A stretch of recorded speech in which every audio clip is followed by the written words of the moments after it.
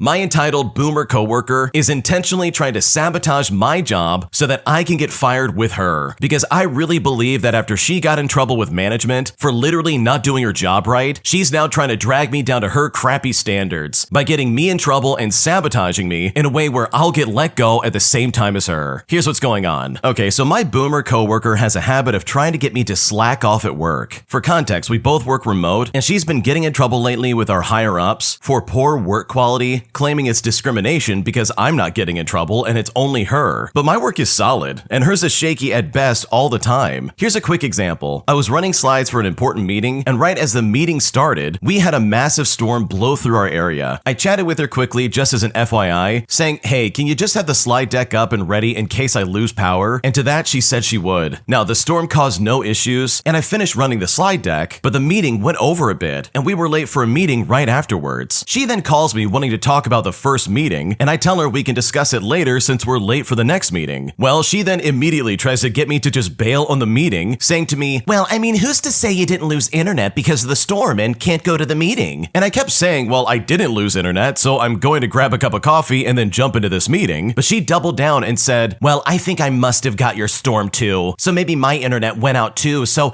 I guess we're both missing this meeting. And at that point, I just hung up on her. I then got my coffee, I went into the meeting, and lo and behold, she was there already. And you know what? I found it weird that she was trying so hard to get me to skip it by acting like she was going to skip it herself, but she went anyways. Which now leads me to the point of this entire post. We are working on a fairly large report together. We split everything and work on different sections. Once we get the data, we have 2 weeks to complete the report. And this coworker would constantly make comments about how much longer it was going to take us to finish the task, even though there was nothing causing us to fall behind. By Friday afternoon, I was ready to send off my section of the report to be reviewed by our boss. I had told my coworker that I would probably wait until Monday to send it, just so it doesn't get buried in my boss's inbox. She then told me her stuff wasn't going to be ready until Wednesday. So Monday comes and I send my stuff over to my boss for review. My boomer coworker then immediately calls me with an attitude, saying to me, yeah, I'm just checking on you to see if everything is good in your neighborhood, because we normally send our stuff at the same time. But I just told her that my stuff was ready and it doesn't make sense for me to sit on it for like 2 days, waiting for her stuff before sending mine. The two items are in no way dependent on each other, completely separate sections, and it's never been a policy that we have to send our stuff to our boss at the same time. Well, suddenly she was able to get her stuff out that same day and not on Wednesday, and so it just feels like she's mad that I did it first. I have now officially finished all of my tasks for this report and submitted everything up for review, while she's scrambling to get hers done, claiming she's trying to submit them but her files are too big, and she's working with IT to fix the problem. Now, I personally believe this is just a blatant lie, as her file sizes are smaller than mine, and I had no issue sending them, so how could she? Now, trust me, I could list a dozen other examples, but overall, it just seems like she's been getting a lot of heat from upper management to perform better, and instead of just performing better, she's trying to bring me down and lower the bar for what the expectation is. It turns out just doing the bare minimum for my job is enough to make her look bad, and the more she tries to sabotage me, the more it makes me want to go above and beyond to really highlight her incompetence, because this coworker is honestly such a problem. Oh man, this is one of those situations where seriously, she is obviously trying to get you fired as well. She's failing at her job, she's in a lot of hot water, and she clearly wants a friend to go down with her. And if I was in your shoes, I would never let her do that to you ever. Because like literally now you now know that she's lying, she's just trying to like pull one over on you, and she's trying to make it so that you get in trouble. And that is so awful, like really that's super frustrating. So hopefully this lady gets fired, because like the way she's acting in my opinion is completely uncalled for. If you like Am I the Jerk, you're probably going to love Am I the Genius. Check it out, link down below in the description. Also, go to amithejerk.com/submit if you would like to submit your own stories. My entitled supervisor tries to micromanage me in a way that is super obnoxious, so I decided to maliciously comply just to get back at her in a way that she will truly never forget. Here's how I did it. So I was working at an organization where part of my job was organizing thousands of high-quality photos of students' artworks from the main computer I worked on and transferring them to a network server. The goal was to make high-quality images accessible to other staff remotely. Now, to do it correctly, the process was time-consuming. It involved making medium-resolution images from high-resolution Photoshop files. Now, the time-consuming part was that each image needed to be individually labeled with specific details about the artwork, as well as its creators, its dimensions, etc. My department manager had emphasized the importance of this task, as these labeled images were important for various organizational needs for other staff. laugh. But unfortunately, my new supervisor, Karen, that's obviously not her real name, was a major micromanager. She said to me, "Why are you spending so much time on this project? I only want you to work on this in the last 30 minutes of your shift." Now, I tried to convince her it wasn't an efficient use of my time, arguing that flexibility in my workflow was necessary. I explained that on many days, this task would be an ideal fill-in activity, allowing me to stay productive during otherwise slow periods. But she said to me, "No, just do it in the last 30 minutes of your shift." So I said to her, "Okay, you got it." And that's when my malicious compliance started. On some days, there were literally no other productive tasks to carry on with. I could have made great progress on the task, but no. I would sit there trying to look busy or walk around the campus with a few sheets of paper in hand. I would try to invent ways to be or look productive, but sadly, in actual fact, I was doing very little at all. This then went on for a few months when one day I had a call from the department manager asking me why I hadn't finished that project yet. I then said to him, "Well, I've been specifically instructed by Karen not to spend any time on this job, except for, the last 30 minutes of my shift." Well, Karen didn't stay with the organization for much longer after that, and trust me when I say this, I was looking forward to that much sooner than later. Oh man, I've been there. Raise your hand if you've been there, because I've definitely been there, dude. This is so annoying. They see what you're doing and they're like,